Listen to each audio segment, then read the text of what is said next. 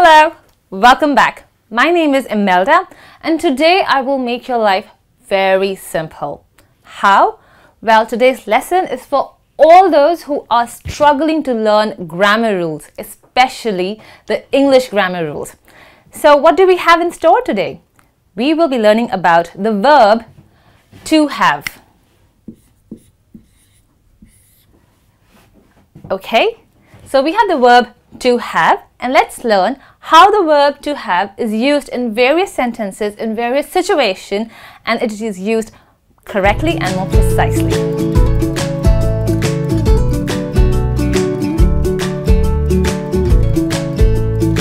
So the first thing that you have to take note is the verb to have is an irregular verb.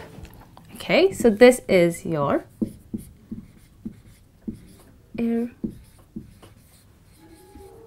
irregular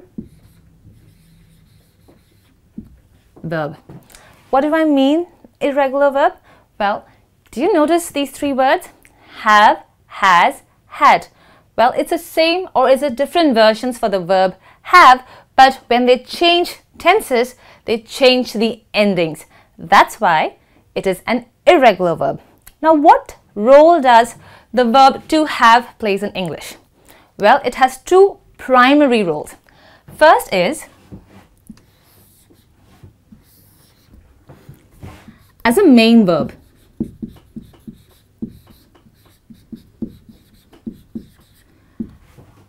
What do we mean by main verb? That means when you have the verb to have in the sentence, that is the only verb you have in the entire sentence, okay? That itself becomes an action verb. For example, I have a TV. That means I possess a TV. So the verb to have or to possess becomes the main verb. So when does the verb to have becomes the main verb? First, either when you're talking about a possession.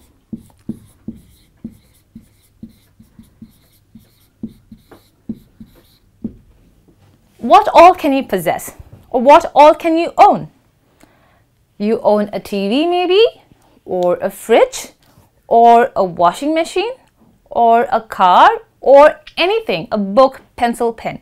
So anything that you can touch, hold, grab, or feel, you can own it. Am I correct? Yes. So you can say, how to write? Okay.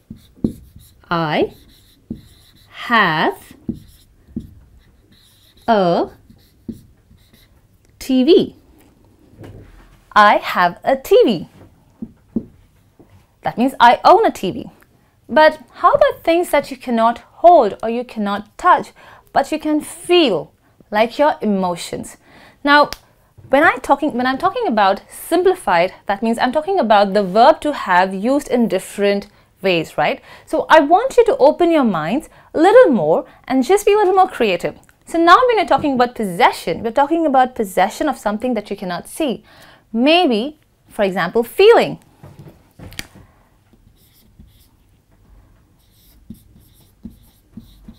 Feelings. Like, I have a feeling that Amy and Sheldon are going to marry.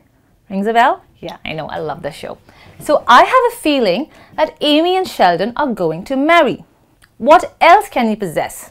How about a job? Well, really?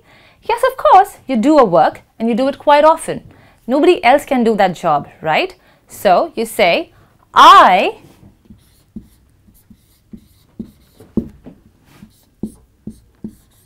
have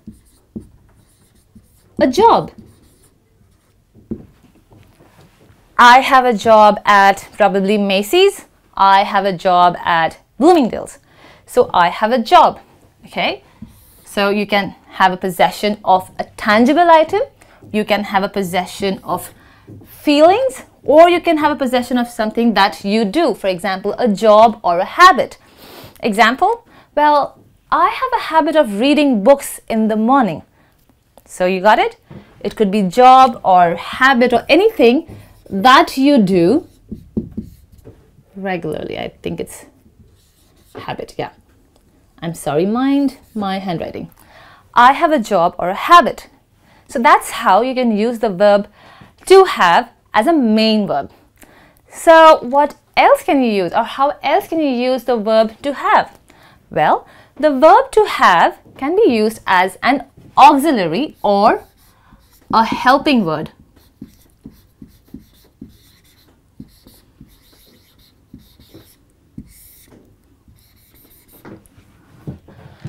Why do I have a star there? Okay, it's very simple.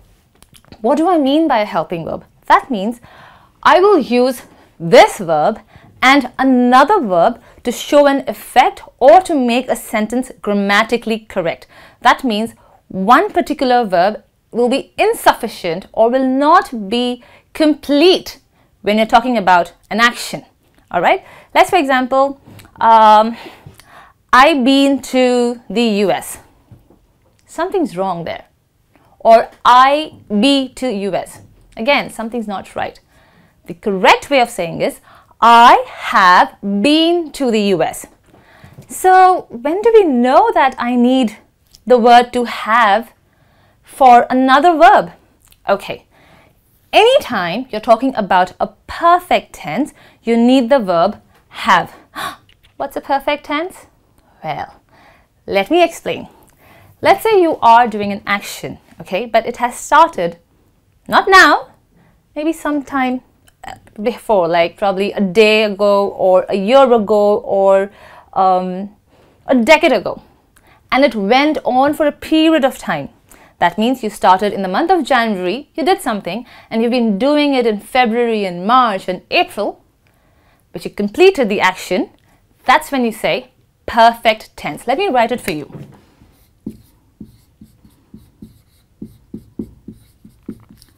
Perfect tense. So if you have a timeline, maybe you started in Jan and you did all the way in March.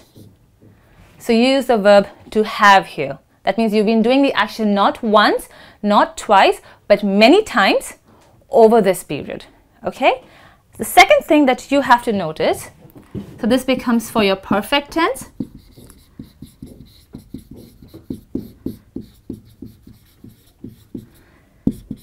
Second thing that you have to notice, the next verb that is going to come after the verb to have, for example, I have been, becomes a past participle. What is participle? Oh my God, relax. It means the action has been completed. It's done. It's over. You can't do it again. Okay? So, it comes with past.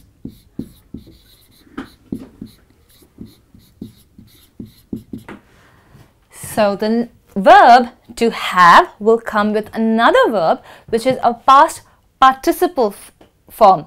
For example, been, done, or seen, or any other verb that has already been finished and you're not going to do it again, right? Let's make it a sentence. I have been watching you. That's so creepy. Man. Okay, so I have been watching you, or I have done doing the dishes, or have done washing the dishes. I have done it, I have done washing the dishes, or I have seen it. So that means if you're watching a movie, like I have seen the movie or I have seen the clip, it means that particular clip was not for a fraction of a second. It was probably 5 seconds or 10 seconds or an hour. So you didn't watch like and then you closed. No, right? You watched it throughout. So you say I have seen the movie. I have seen the video clip. So that's how you use the verb to have as an auxiliary or helping verb. So now that we have talked so much about main and helping verb, I have to come back to the first topic, irregular verb. What do you mean by irregular verb? Well, let's take a look at an example. Okay, first thing that you want to know is the word to have will be used with pronouns. Okay, so pronouns such as, please bear with me, interruption is regretted. Okay, pronoun as I, we, it, and they. Okay, so I, we, it, they will have the verb to have. Yeah, I have, we have, not it. They have. Okay, so I, we, they have. However, when you're talking about a second person, for example, she, he, or a name of a person or a proper noun, let's say John. So here you will use has. Okay, so this becomes have for you, and this becomes has. So, okay, he has, she has, and John has. Well, once you're done with this, obviously you want to talk about past. Well, everything else is like had. So whether it's I or he or she or it or whatever, it automatically becomes had when you talk about past tense or any past action. So you say, or I will say, I had a TV when I was a child. That means I owned a TV when I was a child. Otherwise, if I still have the TV with me, I say, I have the TV still with me. Okay, so that's how simple the grammar, the verb to have, has, had is in English. I hope you enjoyed it. I hope you learned something new. Well, it's quite obvious you may have some doubts. Well, do not worry, I'm here to your help. Maybe you want to post your comments or your questions or any doubts in the comment section, and I'll be more than grateful to answer your queries. Okay, I will be back in a very short while. Until then, see you. Goodbye. Ciao.